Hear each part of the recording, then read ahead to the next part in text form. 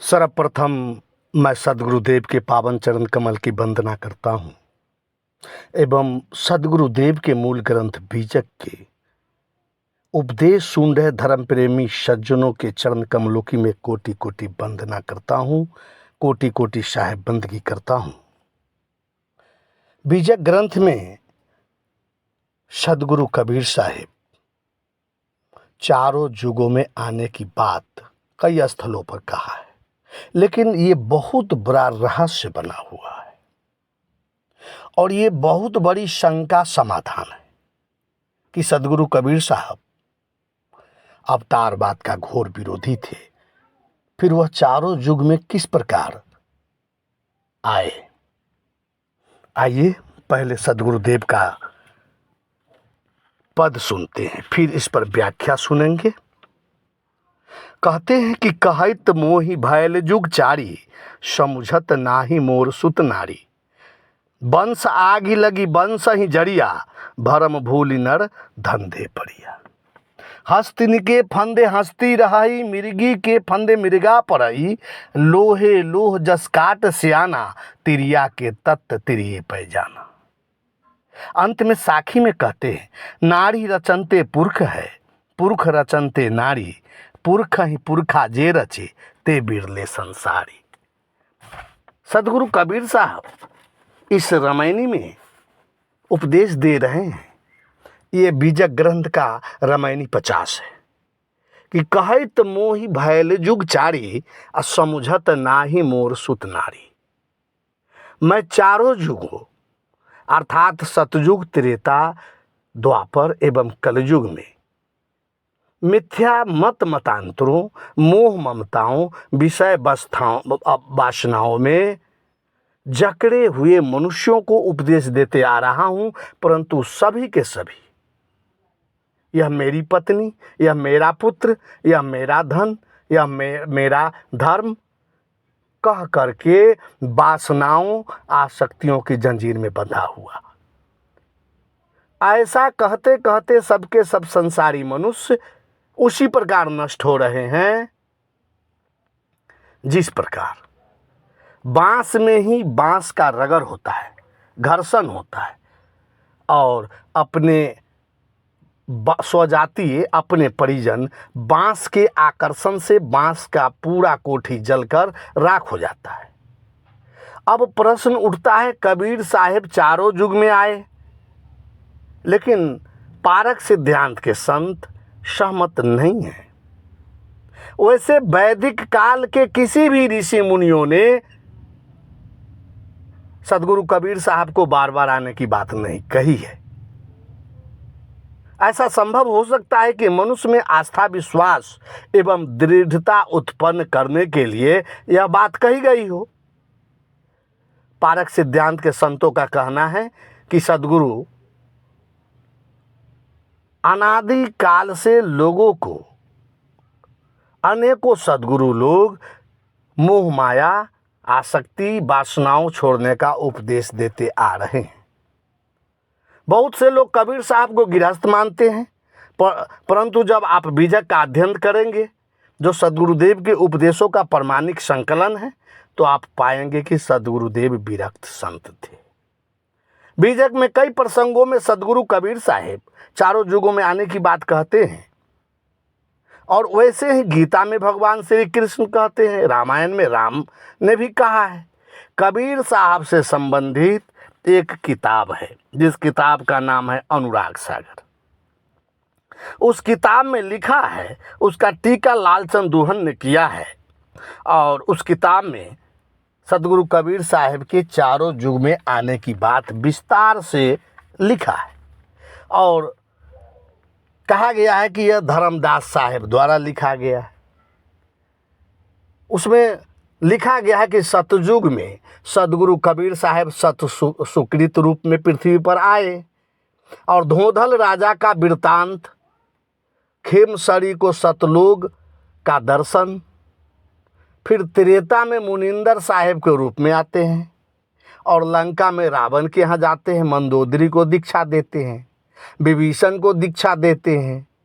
विचित्र भात की कथा आती है, विप्र मधुकर का कथा है, रावण ज्ञान दीक्षा नहीं लेता है। ऐसा बात उस अनुराग सागर ग्रंथ में लिखता है। फिर द्वापर में करुणामय के रूप में पृथ्वी पर आते हैं और जीवों को उपदेश देते हैं। रानी इंद्रमती को सतलोक ले जाते हैं। स्वपथ सुदर्शन की कथा आती है और स्वपथ सुदर्शन के माता पिता तीसरे जन्म में नीरू नीमा के रूप में जन्म लेते हैं। ऐसी बात उस ग्रंथ में लिखा है।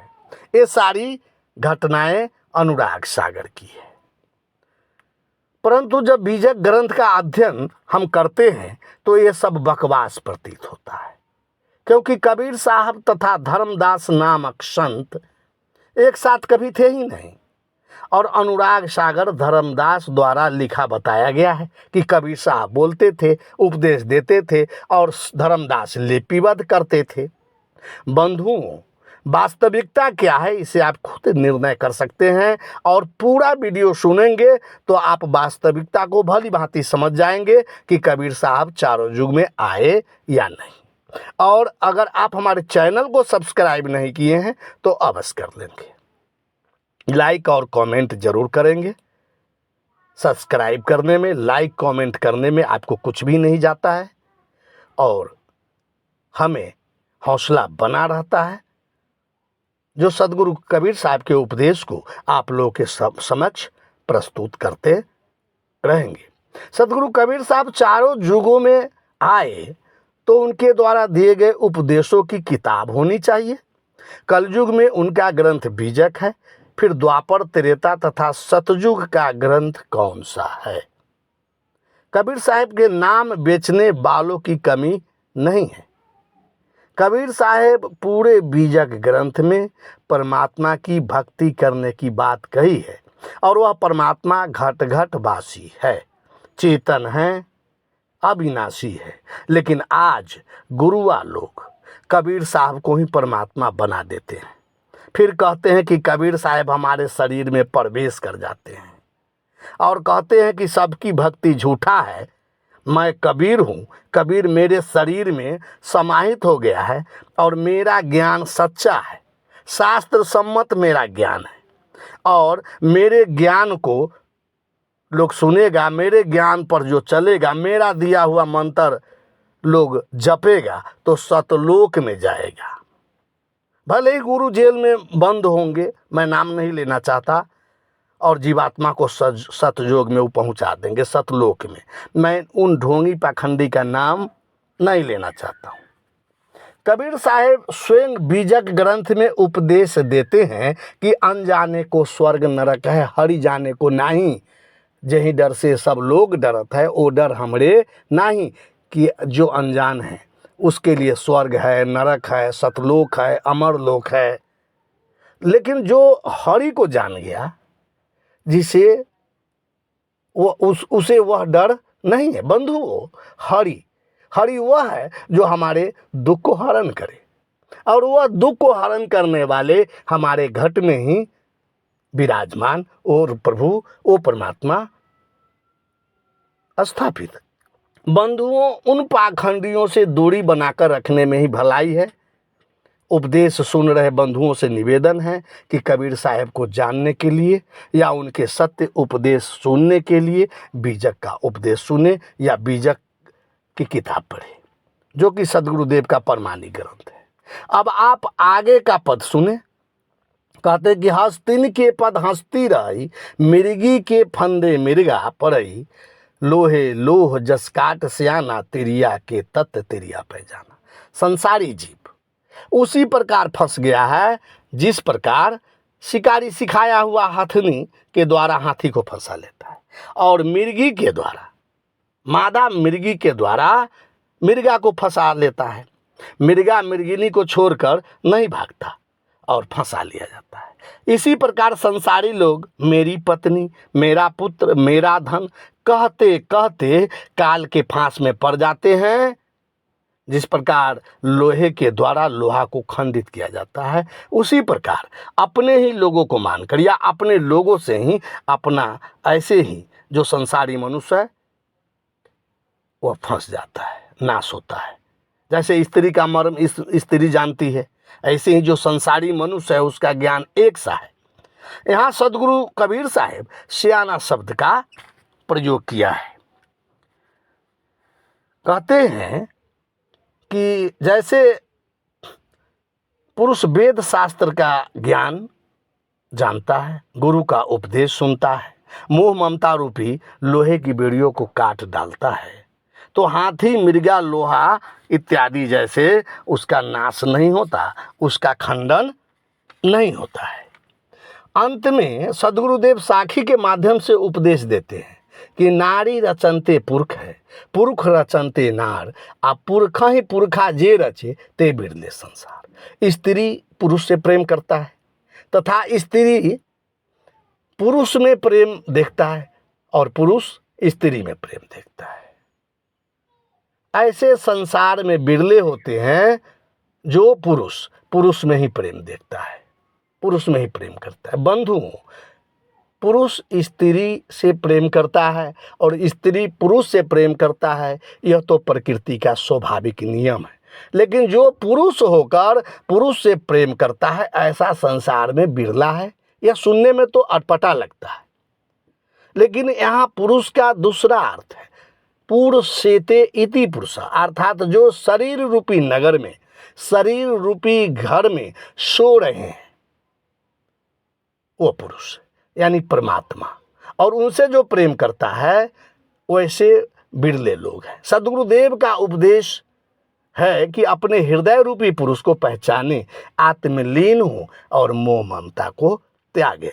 अंत में सदगुरुदेव उपदेश देना चाहते हैं, उपदेश दे रहे हैं कि संसार में मोह ममता में फंसे लोगों को अनादिकाल से, जुगों जुगों से, अर्थात चारों जुगों से मुझ जैसे संत उपदेश देते आ रहे हैं, परंतु लोग बात नहीं मान रहे। सब के सब मेरी पत्नी, मेरा पुत्र, मेरा धन कहते कहते और उसमें फंसकर उसी तरह मारा जाता है जिस प्रकार हथनी के द्वारा हाथी मारा जाता है और मिर्गी के द्वारा मिर्गा मारा जाता है तथा लोहे के द्वारा लोहा काटा जाता है। यहाँ तक कि बांस को अपने बांस के ही घर्षण से, जो उसका अपना सगा है, और उसी अपने अपने में आकर्षण होता है और उस आकर्षण घर्षण के कारण उसमें आग लग जाता है बांस में, और पूरे बांस की कोठी जल जाता है। इसलिए सदगुरुदेव इस रामायणी के माध्यम से उपदेश दे रहे हैं कि अगर आप आवागमन जन्म मरण से बचना चाहते हैं तो इस उपदेश को कृपया सुने और इस पर विचार करें। इसका ये मतलब नहीं है कि सृष्टि की विस्तार में आप न पड़े, आसक्ति से आप दूर रहे, मोह ममता से दूर रहे। अगर आप गृहस्थ हैं तो निश्चित रूप से आप मवेशी पालते होंगे। मवेशी जब बछड़े को जन्म देती है तो सिर्फ उसको पालन पोषण, दूध पिलाने से लेकर के और उसके पालन पोषण तक उसे प्रेम करता है, फिर वह उसे प्रेम करना छोड़ देता है। लेकिन मनुष्य अपने परिजन से, अपने पुत्रों से, अपनी पत्नी से जन्म से लेकर मृत्यु तक, जिस समय उसकी अंतिम अवस्था होती है तो उस समय भी उसका मोह ममता नहीं छूटता है। इसके लिए संतों ने 4 आश्रम बांटे हुए हैं, गृहस्थ आश्रम, वानप्रस्थ आश्रम, ब्रह्मचर्य आश्रम इत्यादि इत्यादि।